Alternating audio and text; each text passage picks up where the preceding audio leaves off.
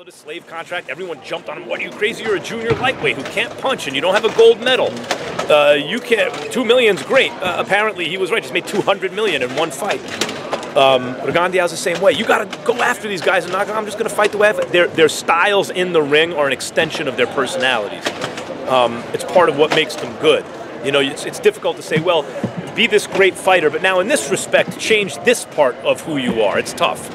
Andre Ward has connected.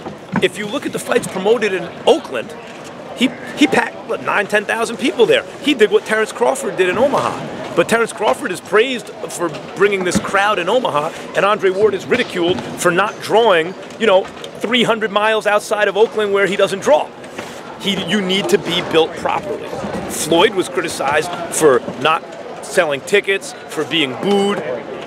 I remember at the time the big question was, who's better, Floyd or Shane? And a lot of people said Shane because they were trying to impose their subjective preferences in terms of style of fight on the objective reality of who's better.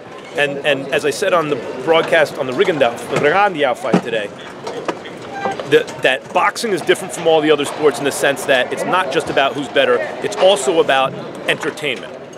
However, underneath it all, what is it about? It is a sport. Like, sports are entertainment, but they're a specific kind of entertainment. They're competitive, and ultimately, the most important thing is establishing the hierarchy. That's the most important thing. Who is better? You play the playoffs in the NFL, of course, it's entertainment, you got to sell it to the fans, but the point is, ostensibly, to find out who's the best. That's why you play, to see who wins and loses.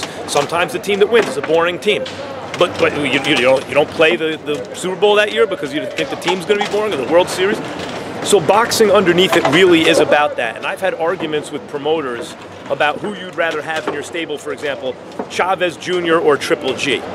And they were arguing Chavez Jr., Mexican son of a great fighter, big and strong, da-da-da. And who's Kazakhstan? No one knows him. He's already 30 years old. And my argument at the time was, put your money on the blue chip guy. And you figure the rest will figure itself out. Triple G is never going to be as big as Sugar Ray Leonard. You know, that doesn't look like it's in the offing. But he could be damn big, and he's going to be around a lot longer than a guy like Chavez Jr., who's just not a great fighter. So you know, it is underneath it all, whether people like it or not, which is why Floyd Mayweather was a much more successful fighter in and out of the ring than Shane Mosley, who many in boxing preferred for his risk-taking, for his offensive style, for the knockouts, for his friendly kind of demeanor outside the ring. And as soon as Floyd, first it was he's boring, he's small, he's not a knockout puncher, doesn't have a gold medal. And then it was, well, yeah, he's selling now because of 24/7 and because he's talking outside the ring. There's always an excuse why he started, you know, it has to be a heavyweight or else it has to be a Mexican or Mexican-American fighter. Well, how do you explain Manny Pacquiao from the Philippines, right? They always want the next guy to look like the last guy, which is why I'm guilty of that. Everyone's guilty of that, which is why we talked about Bronner last time. Well, Bronner, he's like Mayweather. The next guy don't always look like the last guy. Sometimes he don't look anything like the last guy. You know who the next guy was after Muhammad Ali? It was Sugar Ray Leonard, who kind of looked like the last guy, but he was a welterweight. Then the next guy was Mike Tyson, who was like a come-forward killer heavyweight. And then the next guy was Oscar De La Hoya, who was a little junior lightweight Mexican-American fighter when he started.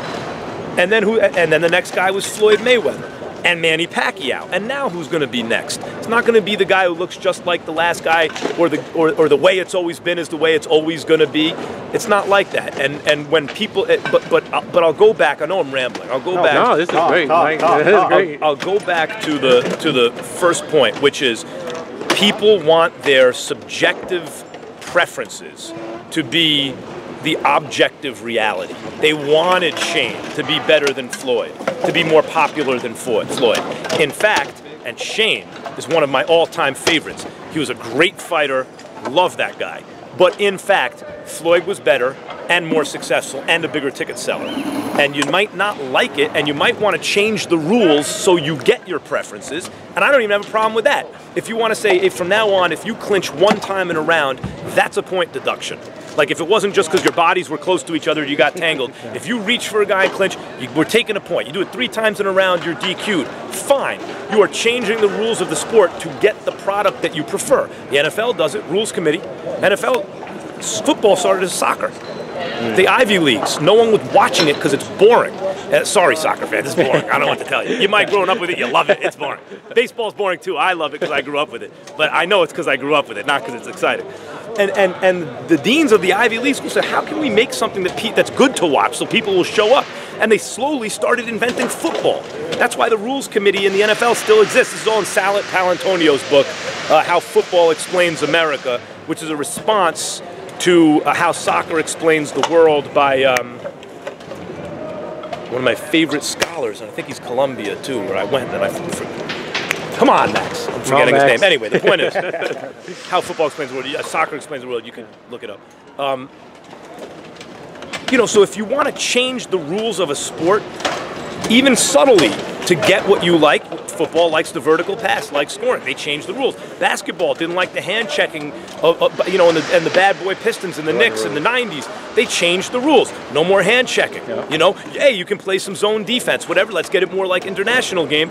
And you know what? Scoring went up, and now you got more of the type of team that you like. In other words, by the old rules, people's subjective preferences, we like the way the Phoenix Suns play, ran up against the objective reality of the way the Phoenix Suns play ain't good enough to win. So what did they do? They changed the rules of the game so the way the Phoenix Suns played is good enough to win. Look at the Warriors now, right? Okay, you want to do that in boxing? Fine, do it. But until you do that and change those rules, and I really got no problem with it, I might even prefer it that way. But until you change the rules, these are the rules that now govern the sport. And if someone like Floyd or Rigondeaux or Andre Ward can manipulate them inside the ring to his advantage and he wins, tough that you don't like it. They're the best. You think a walk in Major League Baseball, all these batters that draw a lot of walks, that anyone wants to see a guy walk to first base? And so a lot of writers didn't like it. Oh, this guy, you know, he draws a lot of walks. So what with your sabermetrics? That other guy hits. Yeah, but those hits, because he strikes out, he doesn't get on base enough, they're not as valuable as that guy who walks a lot. I'm sorry you don't like the rules. I don't love walking either. If you want to change it so that it takes more balls to draw a walk, do it. But until you do that, that guy who walks a lot, the GM who gets him on his team, just got a guy who's valuable, right? It's the same thing. It's the same thing.